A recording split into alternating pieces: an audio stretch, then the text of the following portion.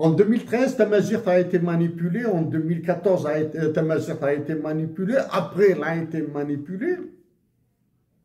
En 2014, j'avais proposé et j'avais suggéré la dotation de l'Algérie d'un hymne national bilingue. Ça, c'est en 2014. Okay? Que se passe-t-il au Canada maintenant? Rien que dans l'aspect langue, le président des États-Unis d'Amérique a parlé que la loi sur la langue française du Québec est un obstacle au commerce. Eh oui, c'est devenu un sujet assez chaud. Assez chaud. Ça, c'est le président des États-Unis d'Amérique. OK? Comme quoi, dans les relations internationales, tout peut jouer. À l'intérieur même du Canada, il est reproché à l'actuel Premier ministre du Canada, Mark Carney, qui a un CV plus lourd que tous les sous-marins nucléaires de la planète. Le CV de Mark Carney est plus puissant que tous les sous-marins nucléaires de toute la planète. Je vous le résume. Mark Carney, économiste, ancien économiste à Goldman Sachs, s'il vous plaît, ancien gouverneur de la Banque du Canada, ancien gouverneur de la Banque d'Angleterre, hein? Ancien économiste responsable à la banque, la BRI, la Banque des règlements internationaux, ancien chargé chargé d'un projet à l'ONU sur le développement vert, gestionnaire de fonds d'investissement basé aux Bermudes. Il a fait sortir, il a évité le désastre de la crise du subprime au Canada. Il a évité au Canada le désastre. Il a un CV égal peut-être à tous les missiles des États-Unis d'Amérique, de l'Angleterre et de la Chine, de la Russie et de la Chine. Dans le jeu politique, ça change un petit peu. Parce qu'en face aux États-Unis, les deux chargés de l'économie des États-Unis d'Amérique et du Trésor américain, Bissett et Lutnick, ils viennent de fonds d'investissement, de fonds spéculatifs. Et donc, il a un CV. Il est reproché à Mark Carney sa non-maîtrise de la langue française par le Québec, par les Québécois. Okay? En Tamazight sera manipulé, comme seront manipulées vos langues hein, dans les pays de la zone CFA. Il reste dans ça. C'est 2025, mois de Ramadan passé, ce mois de carême, là, du mois de mars, là, en répétant, en suppliant mes compatriotes d'Algérie de demeurer pacifiques et de résister. Tizi Ouzou est la ville à partir de laquelle sont envoyés des danses, des chants à profusion. Mais absent aucune activité intellectuelle, militante, révolutionnaire.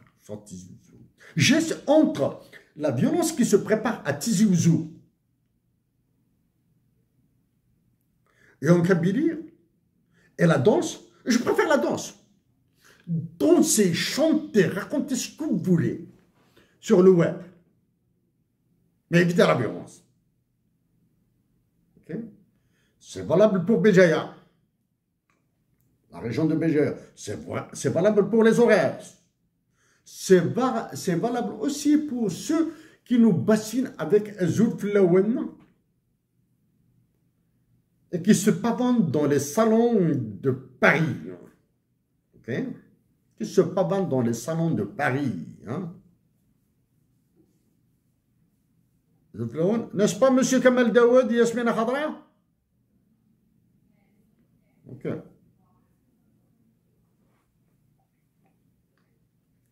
Donc, nous sommes le 3 avril, dans 17 jours. Ce sera le 20 avril. Comment sera célébré le 20 avril 1980? Ou bien, comment sera commémoré le 20 avril 80?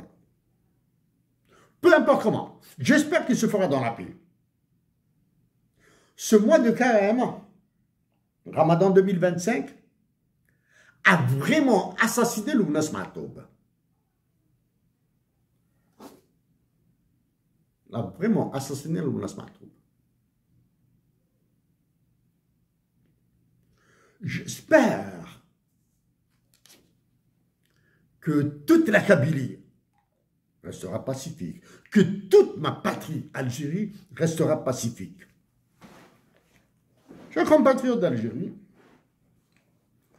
en 2007-2008,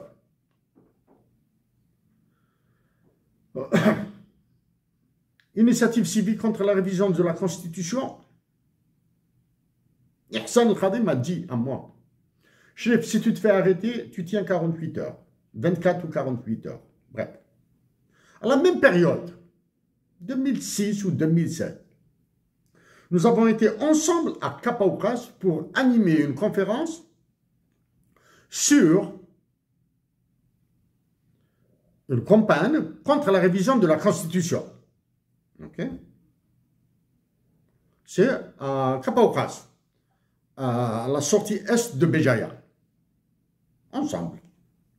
Okay? Je peux dire que je peux rester. Moi-même et Ihsan El-Khadi, ou bien Ihsan El-Khadi et moi-même avons animé une conférence sur la révision, notre opposition à la révision constitutionnelle de l'époque, 2006 ou 2007. Hein? Non. Non, non. Mon honnêteté, mon intégrité et la vérité m'obligent à dire que seul Ihsan El-Khadi a parlé durant cette conférence. Ok? À Kabaouras. Est-ce que les services secrets, les services de sécurité nous ignoraient? Non, ils étaient à côté là. Ils étaient à côté. Donc, seul Ihsan El-Khadi avait parlé durant cette conférence.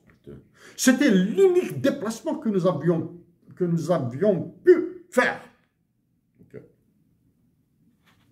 Ce que les généraux de l'époque, la sécurité militaire algérienne, la police et le gendarme de l'époque étaient plus gentils et plus joueurs en faveur de la démocratie que les actuels généraux, etc. Bon.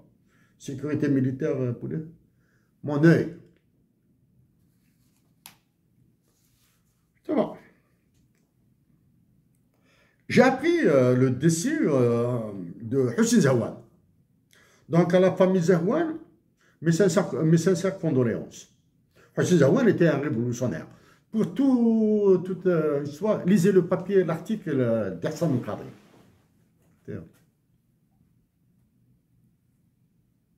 Hussein Zawan est un révolutionnaire.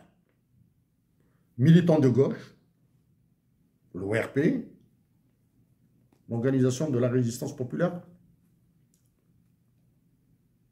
Et il a dirigé la Ligue algérienne pour la défense des droits de l'homme, fondée par Alim Siri et Hussein Ahmed. Qu'il y avait, à un certain moment, il y avait une guerre entre Hussein Zawan et Maître Ali Abd Nour, que Dieu leur accorde sa miséricorde. Ihsan El-Khadi peut en témoigner. J'avais le contact naturel avec Hussein Zawan. Le contact était naturel. Je pouvais le voir quand je voulais, du moins, quand le temps nous permettait à tous les deux de nous voir. À la même époque,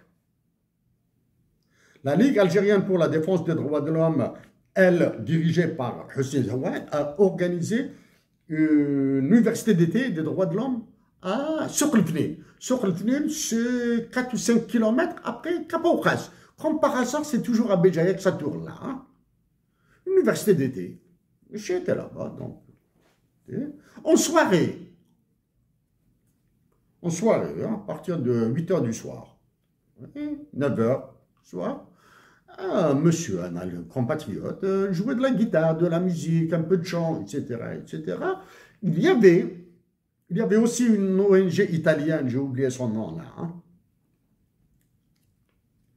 Donc, un musicien, un guitariste, nous a un petit peu a décontracté, détendu l'atmosphère, l'ambiance pour les séminaristes. Il y avait un gars qui avait pourri l'ambiance. Un seul gars. C'était des services secrets. J'ignore ce que c'est la police, gendarmerie en civil ou sécurité militaire, etc. Et il ne faisait que poser des questions sur les identités, sur ce qu'on voulait faire, etc., etc. J'avais senti que l'ambiance, nous sommes là pour écouter de la musique, probablement de la danse, peut-être qu'il y aurait un peu de chant, etc. Toi, tu devais nous poser la question avec ces histoires. Tiens. Existe-t-il, depuis 2019, existe-t-il une Ligue algérienne pour la défense des droits de l'homme en Algérie? Depuis 2019, est-ce que ce genre d'action est possible en Algérie? Animation de conférences, politique, contre, pour les investissements directs étrangers, contre la politique monétaire de l'Algérie, si tant est elle en a une, etc. Tout c'est possible.